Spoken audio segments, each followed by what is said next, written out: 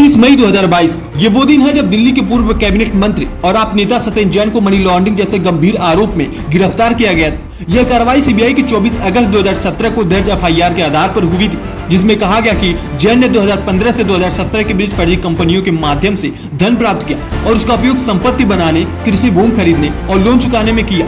ED ने आरोप लगाया कि लगभग 4 करोड़ 81 लाख सेल कंपनियों से आए थे। इस पैसे का उपयोग कई लोगों को देने और जमीन खरीदने में किया गया।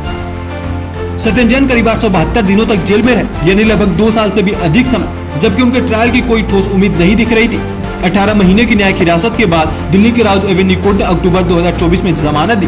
न्यायाधीश विशाल गोगने ने कहा कि ट्रायल शुरू होने के अभी आसार नहीं दिख रहे हैं और देरी को देखते हुए जैन को राहत मिलनी चाहिए।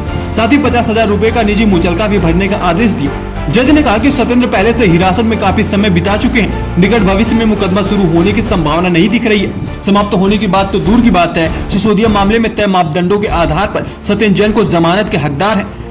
अगर बीआरएस नेता के कविता, आप नेता सिसोदिया और दिल्ली के पूर्व सीएम अरविंद केजरीवाल की तुलना की जाए तो यह पता चलता है कि सत्येंद्र जैन को सबसे ज्यादा समय तक जेल में रखा गया। देरी के सवाल पर ईडी ने कहा कि 200 आरोपियों की कथित तौर पर केवल मुख्य आरोपी की सहायता की। ये देखिए कि अदालत ने उस मामले में देरी से कैसे निपटा। इसके बाद ईडी ने कहा कि सिसोदिया की ओर से कोई देरी नहीं हुई। यही अंतर है, कोई व्यक्ति स्थगन की मांग नहीं कर सकता और यह नहीं कह सकता कि मुकदमे में देरी हुई।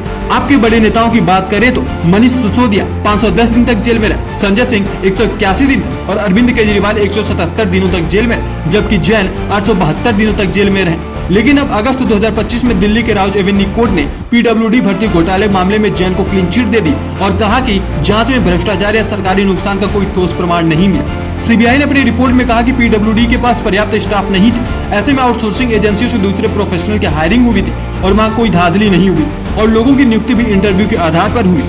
सत्येंद्र जैन को करीब 8 साल के बाद न्याय तो मिल गया, लेकिन इस पूरे घटना ने आम जनता के लिए एक सवाल छोड़ दिया कि जब एक बड़े नेता को न्याय मिलने में 8 साल लग सकते हैं तो आम नागरिक इससे क्या उम्मीद रखे।